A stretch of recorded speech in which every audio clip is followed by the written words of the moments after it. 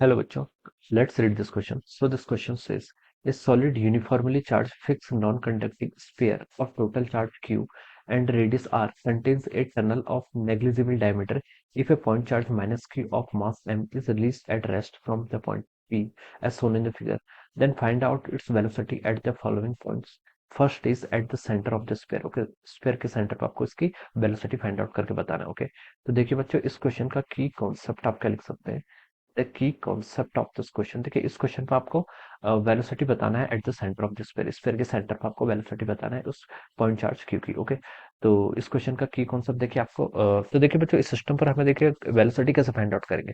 इस सिस्टम पर देखिए आपका total energy of the system, आपकी सिस्टम की टोटल मैकेनिकल एनर्जी तो कंजर्व रहेगी. ओके, क्या लिख सकते हैं, सिस्टम की जो आपकी टोटल एनर्जी है वो क्या रहेगी, आपकी कंजर्व रहेगी. कैसे कंजर्व रहेगी, देखिए अगर हम इस चार्ज स्मॉल क्यू चार्ज को और इस नॉन कंडक्टिंग स्फीयर को अपना सिस्टम मान लेते हैं. ओके, तो इस पर कोई एक्सटर्नल फोर्स एक्ट नहीं करेगा.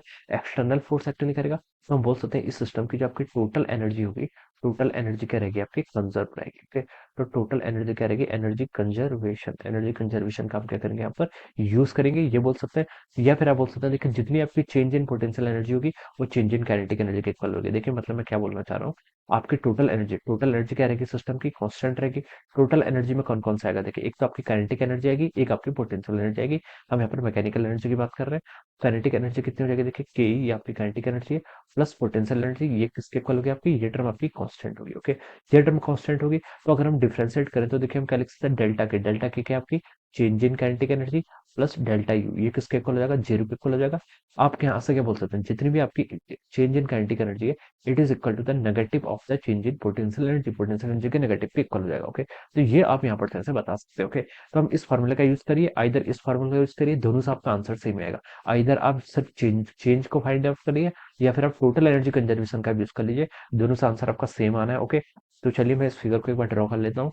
ये देखिए आपका इस तरीके का फिगर है. This is our non conducting sphere. Non conducting का क्या मतलब होता है, नॉन कंडक्टिंग का मतलब होता है कि जो आपका चार्ज होगा वो आपका यूनिफॉर्मली डिस्ट्रीब्यूटेड होगा. कहाँ पर डिस्ट्रीब्यूट होगा, बल्क पर डिस्ट्रीब्यूट होता है. ओके, ये आपके मान लीजिए कोई टनल है, दिस इज अ टनल, ये आपके इस तरीके से आपने कोई टनल यहाँ पर, this is our tunnel. Okay, ये आपकी कोई टनल है. ओके, बीच से आपकी टनल है, इस पॉइंट पी पर आपका कोई चार्ज पार्टिकल है. ओके, और ये डिस्टेंस देखिए आपको आर है, क्वेश्चन में गिवन कर रखी है.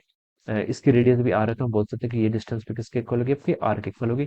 इस और क्या क्या गिवन कर रखा है, इस पर टोटल चार्ज आपका क्यू है, ये भी गिवन कर रखा है. ओके, और यहाँ पर एक चार्ज है इनिशियली जिसका चार्ज कितना है, माइनस क्यू, और मास कितना है आपका एम है. ओके, ये वो चार्ज पार्टिकल. ओके, इस चार्ज पार्टिकल को हम ड्रॉ कर रहे हैं तो हम बताने कि जब इस सेंटर पर यहाँ पर पहुंचेगा तब इसके पास कितनी क्या होगी, काइनेटिक एनर्जी भी, ये हमें फाइंड आउट करके बताना है. ओके, तो चलिए इस क्वेश्चन को स्टार्ट करते हैं.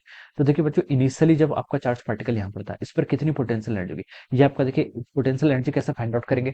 पोटेंशियल एनर्जी होगी क्यों, पहले देखिए ये माइनस क्यू चार्ज था और यहाँ पर एक नॉन कंडक्टिंग स्फीयर है. नॉन कंडक्टिंग स्फीयर है तो हम बोल सकते हैं पी पॉइंट पर इसके कारण पोटेंशियल होगा और चार्ज है. ओके, तो हम बोल सकते हैं यहाँ पर आपकी पोटेंशियल एनर्जी आएगी किसकी, माइनस क्यू चार्ज की. ओके, तो हम लिख सकते हैं देखिए पोटेंशियल एनर्जी कितनी हो जाएगी इस स्फीयर के कारण, इस पी पॉइंट पर आपका पोटेंशियल कितना होगा. देखिए आपका नॉन कंडक्टिंग स्फीयर जो होता है उस पर आपका जो पोटेंशियल होता है. ओके, अगर हम देखिए पोटेंशियल नॉन कंडक्टिंग स्फीयर जिस पर मान लीजिए आपका क्यू चार्ज है. ओके, तो देखिए आपका पोटेंशियल देखिए सरफेस, क्या बोल सकते हैं, देखिए आपको सरफेस नहीं, आपको आउटसाइड पर पूछा ना, आर ग्रेटर देन आर पर हम बोल सकते हैं, मान लीजिए इसके रेडियस आर है तो ये हो जाता है आपका देखिए Q divided by 4 pi epsilon naught times R, या फिर हम इसको के क्यू बाई आर बोलेंगे. ओके, स्मॉल आर होगा ये. ओके, ये आपका क्या होगा, स्मॉल आर. ओके, आर के इक्वल कब होगा, जब इसके सरफेस पर होगा. ओके, सरफेस से बाहर जाएगा तो पोटेंशियल क्या हो जाएगा, आपका डिक्रीज होने लग जाएगा. ओके, सरफेस पर आपका पोटेंशियल मैक्सिमम होता है. ओके, तो ये आपका आ जाएगा. ओके, और आपसे ये क्या है, आर ग्रेटर देन कैपिटल यानी कि आउटसाइड. अगर मैं पोटेंशियल की बात करूं, कहां पर आपका, हमको कहां पर फाइंड आउट करना है,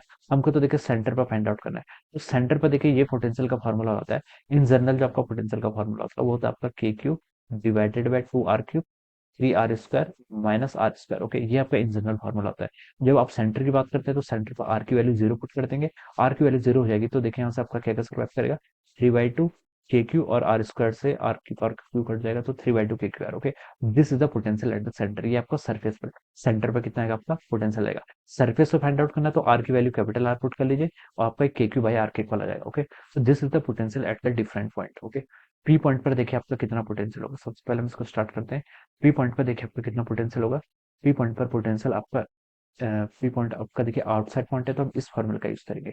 कितना पोटेंशियल हो जाएगा, पोटेंशियल हो जाएगा K times Q divided by R की वैल्यू कितनी हो जाएगी, 2 आर हो जाएगी.